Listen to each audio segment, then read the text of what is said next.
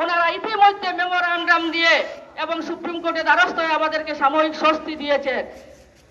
সবকিছু নিয়ে মজা করা উচিত নয়। কিছু কিছু জিনিস আছে আমাদের ডাইরেক্ট অন্তরে আঘাত করে। ওয়াকফ বিল, এই বিল যেটা পাস করে নিয়েছে সরাসরি সংবিধান প্রেমী মানুষের অন্তরে আঘাত করেছে।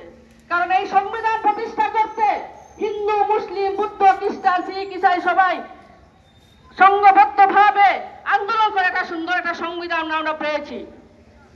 ভারতবর্ষের স্বাধীনতা সংগ্রাম যদি দেখেন, সেই স্বাধীনতা সংগ্রাম যদি উজ্জ্বলময় গৌরবময় অধ্যায়গুলি যদি দেখেন, তাহলে দেখবেন ভারতের স্বাধীনতা সংগ্রামের নেতৃত্বে ভারতীয় জাতীয় কংগ্রেস ছিল এবং জাতীয় কংগ্রেসের নেতৃত্বে বিভিন্ন জাতি জনগোষ্ঠী নিয়ে ওনারা আন্দোলন করেছেন এবং একটা সংবিধান পেয়েছে।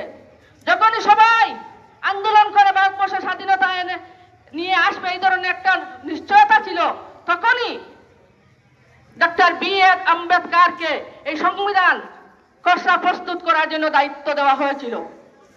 ভারতবর্ষের সংবিধানের জনক বি.আর. আম্বেদকর, উনি কালচারাল ইউনিটি, জিওগ্রাফিক্যাল ইউনিটি এবং রিলিজিয়াস ইউনিটির কথা মাথায় রেখে